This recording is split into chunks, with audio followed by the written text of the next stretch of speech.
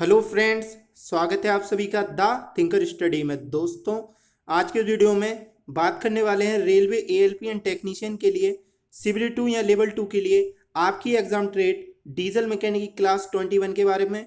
दोस्तों, last classes में हमने हैंड टूल्स और कटिंग टूल्स के टॉपिक को फिनिश किया है और इनके इंपॉर्टेंट ऑब्जेक्टिव क्वेश्चन भी ऑलरेडी कर लिए हैं।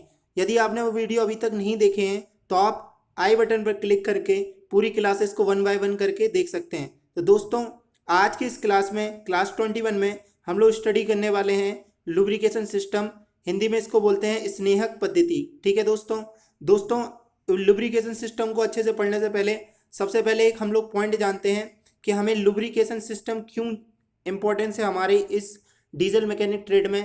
तो सबसे पहले एक टॉपिक आता है बहुत ही सिंपल सा, कई सारे लोगों ने इसको पढ़ा भी होगा, जिसका नाम है घर्षण। इंग्लिश में इसको बोलते हैं फ्रिक्शन। ठीक है, अब क्या होता है फ्रिक्शन, तो वो आप ध्यान से सुनिएगा। जब किसी वस्तु की सतह पर किसी वस्तु को गति कराने का प्रयास किया जाता है या गति कराई जाती है तो सतह के समांतर व गति की दिशा के विपरीत एक गति अवरोधक बल कार्य करता है, जैसे घर्षण बल कहते हैं। ठीक है दोस्तों, तो घर्षण की आई थिंक आप सभी को डेफिनेशन पता होगी ऑलरेडी, लेकिन जब हम लोग लुब्रिकेशन सिस्टम पढ़ रहे हैं तो ये एक इम्पॉर्टेंट टॉपिक है। तो घर्षण यहाँ पर महत्वपूर्ण साबित होता है, क्योंकि घर्षण की ही वजह से आप लुब्रिकेशन ऑयल या लुब्रिकेशन सिस्टम का यूज़ किया जाता है। ठीक है, तो घर्षण आई थिंक आपको समझ में आ गया होगा। ठीक है, अब दोस्तों घर्षण को इंग्लिश में बोलते हैं फ्रिक्शन। ठीक है, तो अब हम लोग जब भी घर्षण बोलेंगे तब वहाँ पर फ्रिक्शन बोला जाएगा। ठीक है, फ्रिक्शन की मात्रा संपर्क में आने वाली सतहों के खुरदरापन पर निर्भर करती है। ठीक है दोस्तों, बिल्कुल क्लियर पॉइंट है। अगर जो आपका प्लेन है या सतह है, अगर वो चिकनी हैगी तो घर्षण कम होगा, और अगर आप वो सतह आपकी रफ है, रुक्ष है, तो सतह कैसी होगी, खुरदरी होगी, तो घर्षण क्या होगा, ज़्यादा होगा। ठीक है, तो जो फ्रिक्शन की मात्रा है वो तो आपको क्लियर हो गया होगा। नेक्स्ट पॉइंट आता है कि डिवाइसेस जैसे व्हील्स, बॉल बेयरिंग और एयर कुशन स्लाइडिंग फ्रिक्शन को बहुत कम प्रकार की रोलिंग फ्रिक्शन में बदल देते हैं। यानी जैसे आपके व्हील हुए, बॉल बेयरिंग हुए, एयर कुशन हुआ, स्लाइडिंग फ्रिक्शन हुआ, वो आपके फ्रिक्शन को किस में कन्वर्ट कर देते हैं, रोलिंग फ्रिक्शन में कन्वर्ट कर देते हैं। ठीक है दोस्तों, इतना सा आप लोग याद रखिएगा। कई थर्मोप्लास्टिक जैसे नायलॉन आदि का प्रयोग निम्न फ्रिक्शन बेयरिंग में किया जाता है। ठीक है, इतना सा आपको याद रखना है। ठीक है, अब लुब्रिकेशन का यूज़ क्यों होता है मैं आपको बताता हूँ। ठीक है, फ्रिक्शन घटाने का सामान्य तरीका है लुब्रिकेंट, जैसे तेल या ग्रीस को दो सतहों के बीच में लगाना है, ये फ्रिक्शन के गुणक को घटाता है। तो आपको यहाँ पर समझ में आ गया होगा कि लुब्रिकेशन का यूज़ क्यों कर रहे हैं। ठीक है, अब और भी मैं आपको कुछ पॉइंट आपको बताता हूँ कि जब जो भी आपके इंजन है उसमें जो भी पार्ट वर्क कर रहे हैं उसमें क्या फ्रिक्शन को कम करने के लिए आपको लुब्रिकेशन का यूज़ किया जाता है। ठीक है, वो पार्ट घिसे ना इसलिए यूज़ किया जाता है। ऊष्मा निष्कासन के लिए एक शीतल माध्यम बनाना, ठीक है, इसलिए भी आपको लुब्रिकेंट का यूज़ किया जाता है। ठीक है, इंजन के विभिन्न भागों को साफ करना, ठीक है, इसलिए भी आपका लुब्रिकेंट का यूज़ किया जाता है। ठीक है, अब दोस्तों आता है इंजन लुब्रिकेटिंग सिस्टम। ठीक है, किस तरह से वर्क करता है पहले आप ये इमेज देख लीजिए और इस इमेज को आप अपने माइंड में बिल्कुल सेटअप कर लीजिए। ठीक है, जो ये मैं इमेज दिखा रहा हूँ आपको बिल्कुल सेटअप कर लीजिए। सबके बारे में हम लोगों ने main part of an engine में टॉपिक में सारे पार्ट्स के बारे में अच्छे से पढ़ा है। ठीक है, ये आपकी ऊपर लगी है कैम सॉफ्ट। ठीक है, ये आपकी इधर पे लगी है क्रैंक सॉफ्ट। ठीक है, ये आपके पिस्टन है, ये आपका रॉकर आर्म है। ठीक है, जो येलो येलो आपको जो दिख रहा है वो है लुब्रिकेटिंग ऑयल। ठीक है दोस्तों, जिसमें ये आपका लुब्रिकेटिंग ऑयल रखा गया है, स्टोर किया गया है, उसको बोलते हैं ऑयल सम्प। ठीक है, इतना से याद रखिएगा। यहाँ पर आपका ऑयल गेज लगा है। ठीक है, ये आपका सिलेंडर हेड, ऊपर लगे हैं आपके वाल्व, इनलेट और आउटलेट वाल्व, जिससे क्या होता है जो इंजन जो फ्यूल होता है वो अंदर आता है और जो जली हुई गैसेस होती हैं वो बाहर जाती हैं। ठीक है, इतना सा आपको याद रखना है। ऊपर आपके रॉकर आर्म मैंने आपको बता दिया, ये रॉकर सॉफ्ट लगी है। यहाँ पर आपके लगे हैं रॉकर आर्म, ये ऊपर दिख रहा हूँ। ठीक है, ये आपकी लगी है पुश रॉड। ठीक है, ये है दोस्तों ऑयल गैलरी जहाँ से ऑयल जाता है। ठीक है, ये आपकी लगी है टाइमिंग चेन टेंसर। ठीक है, क्रैंक शॉफ्ट मैंने आपको बता दिया, ये है आपकी ड्राइवर सॉफ्ट। ठीक है, यहाँ पर ये ऑयल पेन या ऑयल सम जहाँ पर स्टोर किया जा रहा है ये मैंने आपको बता दिया, ये आपका ऑयल है। और ये आपका क्या लगा है, ऑयल फिल्टर। इतना सा आपको दिमाग में सेटअप करना है लुब्रिकेशन सिस्टम में, तभी आपको सारी चीज़ें अपने आप ही क्लियर होती जाएंगी। ठीक है, तो चलिए स्टार्ट करते हैं, देखते हैं इंजन लुब्रिकेशन क्या होता है। ठीक है दोस्तों, यदि मूव करने वाले पार्ट्स यानी चलने वाले भाग का धातु से धातु यानी मेटल से मेटल संपर्क होने दिया यानी कांटेक्ट होने दिया जाए तो इंटरनल कंबशन इंजन कुछ मिनटों के लिए भी नहीं चलेगा। बिल्कुल क्लियर सी बात है, अगर मेटल से मेटल कांटेक्ट हो जाएगी तो आपकी जो इंटरनल कंबशन इंजन है वो जरा सी देर के लिए भी नहीं चलेगा। इतना सा ये बेसिक सा पॉइंट है। अगला पॉइंट आता है कि फ्रिक्शन की अधिक मात्रा के कारण उत्पन्न हीट से धातु पिघल जाएगी और इंजन नष्ट हो जाएगा। ठीक है दोस्तों, निकल नहीं जाएगी, पिघल जाएगी। ठीक है, पिघल जाएगी। फ्रिक्शन की ज़्यादा मात्रा से जो आपकी हीट उत्पन्न होगी उससे क्या होगा, मेटल पिघल जाएगा, मेल्ट हो जाएगा और इंजन आपका क्या हो जाएगा, डिस्ट्रॉयड हो जाएगा, नष्ट हो जाएगा। ठीक है, नेक्स्ट पॉइंट आता है कि इससे बचने के लिए सभी मूविंग पार्ट्स के बीच ऑयल की फिल्म बनी रहती है। ठीक है, जैसा कि आपको मैंने इमेज में दिखाया था कि एक ऑयल की फिल्म बनी थी, येलो येलो सी आपको दिख रही हुई पूरे पार्ट्स में। ठीक है, जिससे इंजन के सभी मूविंग पार्ट्स के बीच पंप करके बनाए रखा जाता है। ठीक है दोस्तों, नेक्स्ट पॉइंट आता है कि लुब्रिकेशन के दो उद्देश्य हैं। कौन से? प्रथम जो पहला उद्देश्य है आपका वो बेयरिंग सतहों की लुब्रिकेशन करना, और दूसरा जो उद्देश्य है वो उत्पन्न हीट को सोखकर बेयरिंगों को क्या करना, ठंडा करना, कोल्ड करना। ठीक है, इतना सा आपको याद रखना है इंजन लुब्रिकेशन में। ठीक है दोस्तों, नेक्स्ट आता है कि लुब्रिकेशन की जरूरत क्यों पड़ती है, आवश्यकता क्यों पड़ती है। ठीक है, वाई वी नीड लुब्रिकेशन, तो यहाँ पर आ जाएगा सबसे पहले सिलेंडरों की स्कोरिंग के लिए। ठीक है, बेयरिंग्स की अत्यधिक घिसावट और बर्निंग के लिए, सिलेंडरों की मिस फायरिंग के लिए, पिस्टन रिंगों की स्ट्राइकिंग के लिए, ईंधन की अधिक खपत के लिए लुब्रिकेशन की जरूरत पड़ती है। ठीक है दोस्तों, नेक्स्ट आता है कि लुब्रिकेशन के उद्देश्य कौन कौन से। ठीक है, कूलिंग एजेंट की तरह कार्य करना और इंजन पार्ट से हीट को दूर करना, मैंने आपको बताया था पहले ही। ठीक है, इंजन की बेयरिंग्स और अन्य पार्ट्स के बीच झटकों को सोख कर आवाज़ को कम करना, यानी जो आवाज़ या नॉइस क्रिएट होता है उसको, उसमें जो शॉक उत्पन्न होते हैं, ठीक है, उसको एब्जॉर्ब कर लेता है आपका ये। ठीक है, नेक्स्ट आता है कि पिस्टन रिंगों और सिलेंडरों की दीवार के बीच प्रभावशाली सील प्रदान करना। ठीक है, पिस्टन रिंगों और सिलेंडर की दीवारों के बीच जो वॉल रहती है सिलेंडर की, उनके बीच में जो एक सील बना देती है आपका लुब्रिकेंट। ठीक है, इतना आपको याद रखना है। क्लीनिंग एजेंट की तरह कार्य करना, बताया मैंने, साफ भी कर देता है पार्टों को। ठीक है, नेक्स्ट आता है कि स्नेक के गुण कौन कौन से होते हैं। जो लुब्रिकेंट होता है उसके मेन आपकी प्रॉपर्टीज कौन कौन सी होती है। ठीक है, तो सबसे पहले जो आपकी प्रॉपर्टीज आती है उसका नाम है दोस्तों श्यानता, इंग्लिश में इसको बोलते हैं विस्कोसिटी। ठीक है, अब क्या होती है विस्कोसिटी दोस्तों, किसी तरल पदार्थ के बहने के गुण को श्यानता कहते हैं। ठीक है, अब श्यानता कहते हैं, आपको बड़ा कंफ्यूजन हो रहा है श्यानता क्या क्या होती है, तो मैं आपको एक पॉइंट जनरली बताऊं कि जो भी चीज़ ज़्यादा गाढ़ी होगी, जो भी फ्लूइड आपका ज़्यादा गाढ़ा होगा तो उसकी विस्कोसिटी ज़्यादा होगी, यानी जो गाढ़ापन है बस उसी को आप समझ लीजिए विस्कोसिटी बोलते हैं। ठीक है, नेक्स्ट पॉइंट आता है कि भारी तेल की श्यानता अधिक और हल्के तेल की कम होती है। ठीक है, यही पॉइंट मैंने अभी आपको बताया। ठीक है, नेक्स्ट पॉइंट आता है कि यह तापक्रम के व्युत्क्रमानुपाती होता है, यानी इन्वर्सली प्रोपोर्शनल होता है, इसलिए सर्दियों में हल्का एवं गर्मियों में भारी तेल का प्रयोग किया जाता है। ठीक है, नेक्स्ट आती है जो आपकी प्रॉपर्टी स्नेक की या लुब्रिकेंट की, वो है फ्लैश पॉइंट। फ्लैश पॉइंट क्या होता है दोस्तों, यदि किसी तेल को गर्म करें तो जिस तापक्रम पर इसकी सतह पर जलती हुई तीली लाने से जलने की चमक निकले, उस तापक्रम को तेल का फ्लैश पॉइंट कहते हैं। ठीक है, फ्लैश पॉइंट भी आपको आई थिंक समझ में आ गया होगा। नेक्स्ट दोस्तों जो प्रॉपर्टी आती है आपकी लुब्रिकेंट की, उसका नाम है फायर पॉइंट। ठीक है, फायर पॉइंट क्या होता है, यदि तेल और अधिक गर्म करें, जो ऑयल है उसको ज़्यादा और गर्म कर रहे हैं, तो जिस तापक्रम पर इसकी सतह पर जलती हुई तीली लाने से ये लगातार जलता है, लगातार जले या लगातार जलता है, उस तापक्रम को तेल का क्या बोलते हैं, फायर पॉइंट बोलते हैं। तो आपको फायर पॉइंट भी क्लियर हो गया होगा। ठीक है, नेक्स्ट आता है पोर पॉइंट। पोर पॉइंट क्या होता है दोस्तों, जिस न्यूनतम तापक्रम पर तेल बहना शुरू करता है, यानी फ्लो करना शुरू कर देता है आपका ऑयल, उसको बोलते हैं पोर पॉइंट। ठीक है, पोर पॉइंट भी आपको क्लियर हो गया होगा। नेक्स्ट आता है फ्लो पॉइंट। फ्लो पॉइंट क्या होता है, जिस तापक्रम पर लुब्रिकेंट बास बनकर उड़ने लगता है, यानी वेपर बन के उड़ने लगता है आपका लुब्रिकेंट, उसे बोलते हैं फ्लो पॉइंट। ठीक है, ये क्वालिटीज हैं आपकी किसकी, लुब्रिकेंट की। ठीक है, अब इसमें कुछ एडिटिव्स मिलाए जाते हैं। ठीक है दोस्तों, वो एडिटिव्स क्या होते हैं वो आप ध्यान से सुनिएगा। ठीक है, एडिटिव्स दोस्तों वे पदार्थ हैं जो कि निर्दिष्ट गुणों के सुधार के लिए लुब्रिकेंट में मिलाए जाते हैं। ठीक है, एडिटिव्स का यूज आपको समझ में आ गया होगा क्यों मिलाए जाते हैं।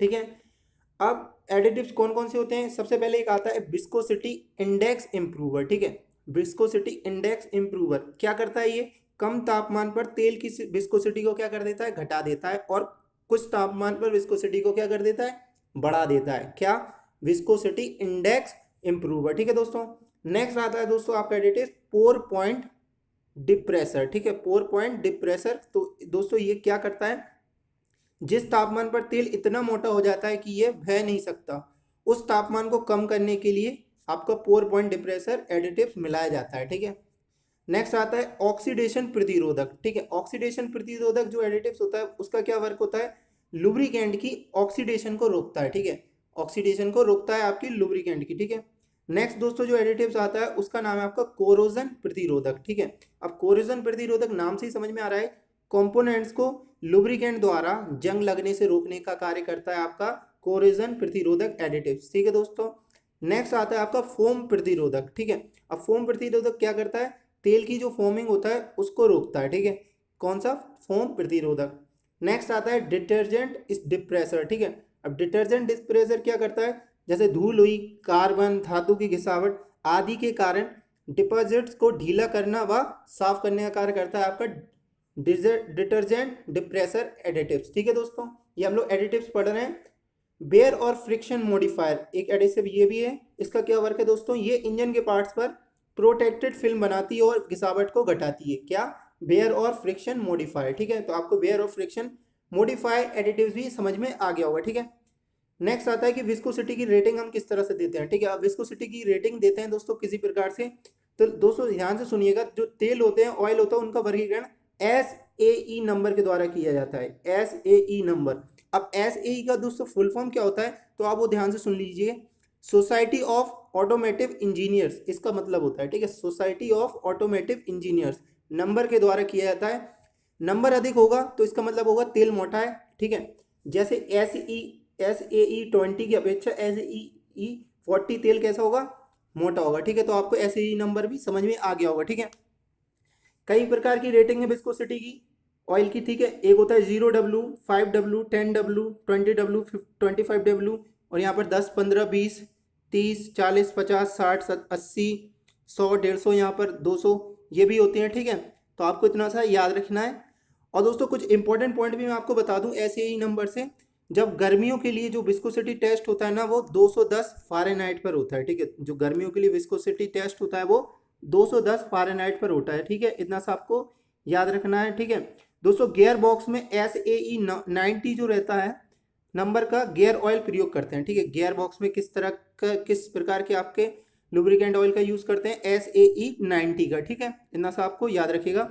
इंजन ऑयल का दोस्तों जो SAE नंबर होता है वो ज़्यादातर होता है 30 से 40 के बीच में। ठीक है, इतना सा आपको ये भी याद रखना चाहिए। ठीक है, नेक्स्ट आता है लुब्रिकेंट के प्रकार। अब कौन कौन से लुब्रिकेंट के आपके टाइप्स होते हैं वो आप ध्यान से सुनिएगा। ठीक है, कौन कौन से होते हैं, ये 3 प्रकार के होते हैं। कौन कौन से होते हैं, सॉलिड। सॉलिड में कौन कौन से आते हैं आपके, ग्रेफाइट हुआ, माइका हुआ और सोप स्टोन, ये आपके 3 आते हैं सॉलिड में। ठीक है, जो सॉलिड लुब्रिकेंट होता है वो आपके ग्रेफाइट, माइका और सोप स्टोन में आता है। नेक्स्ट आता है सेमी। सेमी में कौन कौन से आते हैं, सॉलिड और ग्रीस। ठीक है, इतना से आपको याद रखना है। सेमी सॉलिड में आता है आपका ग्रीस, यानी थोड़ा सॉलिड है उसको बोलते हैं ग्रीस। ठीक है दोस्तों, एक ये हो गया। अगला आता है लिक्विड। लिक्विड में कौन कौन से आते हैं, मिनरल ऑयल आता है, वेजिटेबल ऑयल आता है, एनिमल ऑयल आता है। ठीक है, लुब्रिकेंट भी आपको समझ में आ गया होगा। ठीक है, लुब्रिकेंट के 3 टाइप्स हैं, सॉलिड, सेमी सॉलिड और लिक्विड। सॉलिड में कौन कौन से आते हैं, graphite, mica, soap stone. Semi solid में आता है आपका ग्रीस। लिक्विड में आता है आपका मिनरल ऑयल, वेजिटेबल ऑयल और एनिमल ऑयल। ठीक है, तो लुब्रिकेंट के टाइप्स भी आपको समझ में आ गया होगा। अब कौन कौन से पार्ट्स होते हैं दोस्तों जो जिन्हें लुब्रिकेंट की जरूरत होती है, स्नेक तेल की आवश्यकता होती है, तो वो कौन कौन से होते हैं वो आप ध्यान से सुनिएगा। क्रैंक सॉफ्ट बेयरिंग की आवश्यकता होती है, क्रैंक पिन को आवश्यकता होती है, कनेक्टिंग रॉड के बड़े व छोटे सिरों को आवश्यकता होती है, गजन पिनों के विशिष्ट को आवश्यकता होती है लुब्रिकेंट की। ठीक है, सिलेंडर की अंदरूनी दीवार को आवश्यकता होती है, पिस्टन रिंग को, वॉल्व ऑपरेटिंग मैकेनिज्म को इसकी ज़रूरत पड़ती है लुब्रिकेशन की। ठीक है, टाइमिंग गियर को ज़रूरत पड़ती है और कैम्पशाफ्ट बेयरिंग को आपकी लुब्रिकेंट की ज़रूरत पड़ती है, क्योंकि ये पार्ट बहुत ही ज़्यादा मूव करते हैं। अगर मेटल से मेटल कांटेक्ट हो जाएगा तो इंजन बिल्कुल भी नहीं चलेगा, इसलिए लुब्रिकेशन का यूज़ किया जाता है वहाँ पर। ठीक है, इन पार्ट्स को बचाने के लिए और इनको घिसाव को रोकने के लिए। ठीक है दोस्तों, अब कौन कौन सी लुब्रिकेंट प्रणालियाँ हैं दोस्तों, मोस्ट इंपॉर्टेंट है ये, तो आपको याद रखना है कौन कौन सी प्रणाली यूज़ की जाती है। सबसे पहले एक आती है आपकी, अब कौन कौन सी होती हैं ये आप ध्यान से सुन लीजिएगा। अधिकतर इंजनों में दोस्तों गीली पंप पद्धति का प्रयोग किया जाता है, जिसमें इंजन सम्प रिजर्वायर की तरह कार्य करता है। ठीक है, तो एक होता है आपका बाउंड्री लुब्रिकेशन। ठीक है, बाउंड्री लुब्रिकेशन में दोस्तों क्या होता है, इसमें तेल को सतह पर क्या किया जाता है, स्प्लैश अप किया जाता है। सतह पर क्या किया जाता है, स्प्लैश अप किया जाता है बाउंड्री लुब्रिकेशन में। ठीक है, एक होता है फुल फिल्म लुब्रिकेशन। इसमें क्या होता है, इसमें एक ऑयल पंप के द्वारा सतहों के बीच तेल को फोर्स करके एक ऑयल फिल्म बनाई जाती है। ठीक है, इतना सा आपको याद रखना है। 2 टाइप्स की होती है, बाउंड्री लुब्रिकेशन और ऑयल फुल फिल्म लुब्रिकेशन। ठीक है, नेक्स्ट आता है कि अब इनकी पद्धतियां कौन कौन सी हैं, कौन कौन से सिस्टम है। तो दोस्तों मोस्ट इंपॉर्टेंट आ गए हैं आपके, पेट्रोल प्रणाली होती है एक। अब पेट्रोल प्रणाली क्या होती है वो आप ध्यान से देखिएगा, मैं आपको इमेज दिखाता हूँ उसकी। ठीक है, अब आप ध्यान से सुनिएगा मैं जो आपको बोल रहा हूँ। ठीक है, दो स्ट्रोक इंजन की लुब्रिकेशन के लिए मोबिल ऑयल को पेट्रोल में ही मिलाया जाता है, ठीक है। मोबिल ऑयल को ही किस में मिलाया जाता है, ये हम लोग पेट्रोल सिस्टम पढ़ रहे हैं लुब्रिकेशन सिस्टम में, ठीक है। तो जो टू स्ट्रोक इंजन के लिए यूज होती है, ठीक है, मोबिल ऑयल को पेट्रोल ऑयल में मिलाया जाता है, ठीक है। ये मिश्रण विभिन्न इंजन पार्ट्स पर बहता है, ठीक है। जो इसका मिश्रण बनाया आपने मोबिल ऑयल, ठीक है, और पेट्रोल का, तो वो मिश्रण क्या रहता है, विभिन्न इंजन के पार्ट्स में बहता है, जो कि लुब्रिकेशन प्रदान करता है, ठीक है। इस प्रकार अलग से कोई लुब्रिकेशन व्यवस्था नहीं होती है किसमें, पेट्रोल प्रणाली में, पेट्रोल सिस्टम में, ठीक है दोस्तों। इस लुब्रिकेशन प्रणाली को दोस्तों पेट्रोल पद्धति कहते हैं। तो आपको ये समझ में आ गया होगा, ठीक है। अब दोस्तों नेक्स्ट आपका आता है स्प्लैश सिस्टम। स्प्लैश सिस्टम के बारे में समझने से पहले इसकी इमेज देखिए, फिर इसके बारे में स्टडी करते हैं, ठीक है दोस्तों। इस प्रणाली में क्या होता है, लुब्रिकेटिंग ऑयल को संप में स्टोर किया जाता है। ये जो आपको नीचे वाला पार्ट दिख रहा है इसको बोलते हैं ऑयल संप। इसमें ही आपका क्या होता है, लुब्रिकेंट ऑयल को स्टोर किया जाता है, ठीक है। नेक्स्ट पॉइंट आता है कि कनेक्टिंग रॉड के नीचे वाले पार्ट में एक स्कूप या डिपर बनाया जाता है। जो आपकी कनेक्टिंग रॉड है यहाँ पर, इस पर क्या बनाया जाता है, स्कूप या डिपर बनाया जाता है, ठीक है दोस्तों। यहाँ पर देख सकते हैं आप कनेक्टिंग रॉड, ठीक है। नेक्स्ट पॉइंट आता है दोस्तों आपका कि क्रैंकशाफ्ट के प्रत्येक चक्कर के दौरान डिपर क्या होता है, तेल में डूबता है। ये जो आपका डिपर दिख रहा है वो क्या होता है, तेल में डूबता है और उसे स्प्लैश करता है, ठीक है। इस तरीके से सिलेंडर की दीवारें, पिस्टन रिंगों, क्रैंकशाफ्ट, बेयरिंग और बड़े सिरे के बेयरिंग्स की लुब्रिकेशन की जाती है किसमें, स्प्लैश सिस्टम में। तो आई थिंक आपको स्प्लैश सिस्टम भी समझ में आ गया होगा, ठीक है। अब दोस्तों ये स्प्लैश सिस्टम है, इसको लो प्रेशर प्रणाली भी बोलते हैं, ठीक है। तो अगर आपके पेपर में अगर ये आए कि लो प्रेशर प्रणाली वाला सिस्टम कौन सा है, तो वहां पर आंसर हो जाएगा आपका स्प्लैश सिस्टम, ठीक है दोस्तों। नेक्स्ट क्वेश्चन आता है, या नेक्स्ट दोस्तों आपका सिस्टम आता है, उसका नाम है प्रेशर प्रणाली, ठीक है। प्रेशर सिस्टम क्या होता है, यहाँ पर देखिए प्रेशर फीड सिस्टम आपको दिखाया गया है, ठीक है। जैसा कि सबसे पहले मैंने आपको सिस्टम दिखाया था वो आपका प्रेशर फीड सिस्टम ही था। अब इसमें क्या होता है दोस्तों, इस प्रणाली में इंजन के पार्ट्स की प्रेशर फीड के अंतर्गत क्या की जाती है, लुब्रिकेशन की जाती है, ठीक है। लुब्रिकेटिंग ऑयल को एक संप में स्टोर किया जाता है। नीचे आपको दिख रहा होगा एक संप बना हुआ है, ठीक है। एक ऑयल पंप तेल को स्टेनर के रास्ते से, जो ऑयल पंप रहता है यहाँ पर आपको दिख रहा होगा, ठीक है, वो तेल को क्या करता है, स्टेनर के रास्ते से होकर लेता होगा और 2 से 4 किलोग्राम पर सेंटीमीटर स्क्वायर के प्रेशर पर मेन ऑयल गैलरी तक फिर एक फिल्टर के रास्ते क्या करता है, पहुंचाता है, ठीक है दोस्तों। तो आप लोग समझ गए होंगे, ठीक है, किस तरह से ये वर्क करता है आपका प्रेशर फीड सिस्टम या प्रेशर प्रणाली लुब्रिकेटिंग सिस्टम, ठीक है दोस्तों, आपको समझ में आ गया होगा। नेक्स्ट आता है आपका डाई सम्प प्रणाली, ठीक है। अब डाई सम्प प्रणाली के बारे में पढ़ने से पहले इसकी इमेज देख लीजिए जिससे आपको क्लियर हो जाए, ठीक है दोस्तों। इस प्रणाली में तेल को एक अलग टैंक में भरा जाता है। जो आपका लुब्रिकेटिंग ऑयल होता है उसको एक अलग टैंक में भरा जाता है, जहां से उसे इंजन तक क्या करते हैं, पहुंचाया जाता है। लुब्रिकेशन के बाद तेल संप में गिर जाता है। किस में गिर जाता है, संप में गिर जाता है, ठीक है। जो ऑयल संप होता है उसमें क्या होता है, गिर जाता है, ठीक है। तब इसे एक अलग डिलीवरी पंप द्वारा पंप करके वापस ऑयल टैंक के में लाया जाता है, ठीक है। तब इसे किस में क्या किया जाता है दोस्तों, अलग डिलीवरी पंप के द्वारा पंप करके वापस ऑयल टैंक में लाया जाता है, ठीक है। नेक्स्ट आता है कि इसलिए इस पद्धति में 2 पंप होते हैं, एक तेल को फीड करने के लिए और दूसरा उसे ऑयल टैंक में पहुंचाने के लिए, ठीक है। एक क्या करता है, तेल को फीड करने के लिए और दूसरा उसे ऑयल टैंक में वापस पहुंचाने के लिए ड्राई सम्प प्रणाली में इसका यूज किया जाता है, ठीक है दोस्तों। नेक्स्ट आपका आता है कि ये जो आपने ये पढ़ा ऑयल पंप, ऑयल फिल्टर, तो इसके बारे में ये किस तरह से आपकी जो ये असेंबली होती है पहले आप वो देख लीजिए। ये आपका क्या था, सिलेंडर जो था, सिलेंडर हेड, उसमें किस तरह से फिट होता है। ये जो आपका पूरा पार्ट दिख रहा है ये आपका ऑयल पंप, ठीक है। अब ये क्रैंकशाफ्ट सील है, ये गैस किट है, ये वाटर पंप है, ठीक है। ये एयर कूलर है, ऑयल कूलर है, ठीक है। ऑयल कूलर भी मैं आपको पढ़ाऊंगा, ठीक है। इंजन ब्लॉक ये लगा आपका, ये क्रैंक केस है, ऑयल पेन गैसकेट ये है, और ये ऑयल पेन है, ठीक है। यहाँ पर ऑयल स्टोर होता है, ठीक है। अब धीरे धीरे करके हम सारे पार्ट्स के बारे में जानते हैं दोस्तों। लुब्रिकेशन जो सिस्टम होते हैं उसके कुछ मुख्य पार्ट होते हैं, कौन कौन से। सबसे पहले आपका आता है ऑयल पंप। ऑयल पंप क्या होता है, ये क्रैंक केस की निचली साइड में लगा होता है, ठीक है। जो क्रैंक केस मैंने आपको दिखाया अभी लास्ट इमेज में, उसमें किसके नीचे साइड में लगा रहता है आपका ऑयल पंप, ठीक है। इसका कार्य क्या होता है, इंजन के विभिन्न भागों में प्रेशर से लुब्रिकेटिंग ऑयल सप्लाई करना। यानी अगर आप प्रेशर से लुब्रिकेटिंग ऑयल का सप्लाई कर रहे हैं तो उस किस पार्ट का यूज किया जा रहा है, वहां पर ऑयल पंप का यूज किया जा रहा है, ठीक है। इस कार्य के लिए दोस्तों 4 प्रकार के पंप प्रयोग में लाए जाते हैं। कौन कौन से, gear type oil pump, rotor type oil pump, band type oil pump और प्लंजर टाइप ऑयल पंप, ठीक है। अब एक एक करके सबके बारे में स्टडी करते हैं। तो सबसे पहले आपका आता है गियर टाइप ऑयल पंप, ठीक है। इस प्रकार के पंप में दोस्तों एक हाउसिंग में 2 स्पर गियर आपस में मिले रहते हैं, जैसे कि आपको इमेज में दिख रहा होगा, ठीक है। गियर के दांतों के बीच बहुत कम क्लियरेंस होता है, ठीक है, बहुत कम क्लियरेंस इन दोनों गियर के टूथ के बीच में, ठीक है। इस प्रकार के पंप का प्रयोग अधिकतर इंजनों में किया जाता है। इसकी केसिंग में दो पोर्ट्स होते हैं, एक होता है इनलेट पोर्ट और एक होता है आउटलेट पोर्ट, ठीक है। नेक्स्ट आपका ऑयल पंप आता है, उसका नाम है रोटर टाइप ऑयल पंप। ये आपको इमेज में दिख रहा होगा, ठीक है। इसमें दोस्तों दो रोटर्स होते हैं, ठीक है, इनलेट रोटर और आउटलेट रोटर। जहाँ पर आपको दिख रहा होगा दोनों रोटर जो होता है वो आपस में कैसे रहते हैं, मैश रहते हैं। ये रोटर ये और एक रोटर ये, ठीक है, आपस में कैसे है, मैश है, ठीक है। भीतरी रोटर की अपेक्षा बाहरी रोटर में एक दांत अधिक होता है, जैसा कि आपको दिख रहा है इसमें 4 हैं और अंदर वाले जो बड़ा वाला है उसमें 5 दिख रहा होगा, ठीक है। यह गियर पंप की तरह ही कार्य करता है आपका रोटर टाइप ऑयल पंप, ठीक है दोस्तों, इतना सा आपको क्लियर हो गया होगा। नेक्स्ट आता है vane type oil pump. Vane type oil pump किस तरह से दिखता है, यहाँ पर आप देख सकते हैं वैन टाइप ऑयल पंप, ठीक है। अब इसके बारे में ध्यान से सुनिएगा। इस पंप की बॉडी कैसी होती है, सिलेंड्रिकल बनी रहती है। जो आपका वैन टाइप ऑयल पंप है उसकी जो बॉडी होती है वो सिलेंड्रिकल बनी रहती है। इसमें इनलेट और आउटलेट पैसेज बने रहते हैं, जैसे कि आपको दिख रहा हो ये आउटलेट पैसेज और ये आपका है इनलेट पैसेज, ठीक है। इसमें एक ड्रम होता है, ठीक है दोस्तों, इसमें एक ड्रम होता है जिसके अंदर वैन उत्केंद्रित घूमता है, ठीक है। ये जो उत्केंद्रित घूमता है इसमें एक ड्रम होता है, वो कैसा रहता है, उत्केंद्रित घूमता है। ये आपको दिख रहा होगा ये ड्रम, ठीक है। जब इंजन द्वारा ड्रम को घुमाया जाता है तब इनलेट पैसेज से तेल खिंचता हुआ, इनलेट पैसेज से तेल खिंचता हुआ आउटलेट पैसेज के रास्ते से क्या करता है, निकल जाता है, मूव करता है, ठीक है दोस्तों। तो आपको वैन टाइप ऑयल पंप भी समझ में आ गया होगा, ठीक है।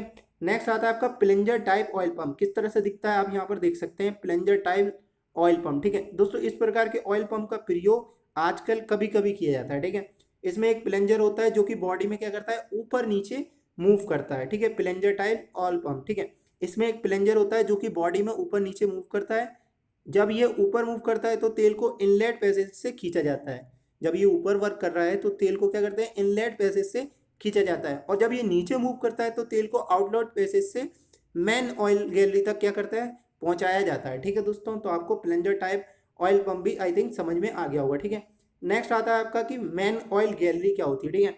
अब मेन ऑयल गैलरी भी काफ़ी महत्वपूर्ण है, तो इसके बारे में भी आप सुन लीजिए दोस्तों। ये इंजन की पूरी लंबाई में बनी रहती है, ठीक है। जो मेन ऑयल गैलरी रहती है वो इंजन की पूरी लेंथ में आपकी बनी होती है। गैलरी ड्रिल किए गए होल्स को तेल को बेयरिंग सतहों तक पहुंचाती है। जो गैलरी होती है वो ड्रिल किए गए होल्स तेल को क्या करती है, बेयरिंग सतहों तक पहुंचाती है, ठीक है। एक होता है आपका रिलीफ वाल्व, काफी नाम लोगों ने नाम सुना होगा रिलीफ वाल्व।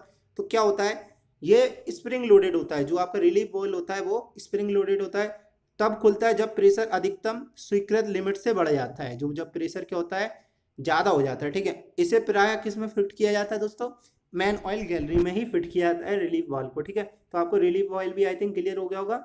नेक्स्ट आपका टॉपिक आता है जिसका नाम है फिल्टर्स।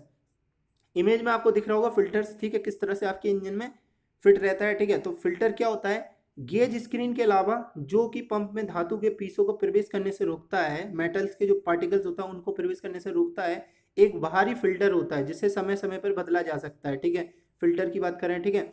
ऑयल फिल्टर पद्धति दोस्तों दो प्रकार की होती है। पहली होती है आपकी बाईपास पद्धति और एक होती है फुल फ्लो पद्धति, ठीक है। बाईपास पद्धति क्या होती है वो ध्यान से सुनिएगा। इसमें जो पूरा तेल फिल्टर से नहीं गुजरता, इसमें क्या होता है, जो आपका पूरा ऑयल रहता है वो फिल्टर से नहीं गुजरता, बिना फिल्टर किया हुआ कुछ तेल बेयरिंग में चला जाता है। क्या होता है, जो कुछ बिना कुछ जो फिल्टर तेल रहता है वो बेयरिंग में चला जाता है, बाकी बचे हुए तेल किस में से गुजरता है, फिल्टर से गुजरता है, ठीक है दोस्तों। नेक्स्ट आता है फुल फ्लो पद्धति। क्या होता है, इसमें पहले पूरा तेल फिल्टर से गुजरता है और तब बेयरिंग में जाता है। पहले जो पूरा तेल रहता है वो फिल्टर से गुजरेगा और बाद में किस में जाएगा, बेयरिंग में जाएगा, फुल फ्लो पद्धति में, ठीक है।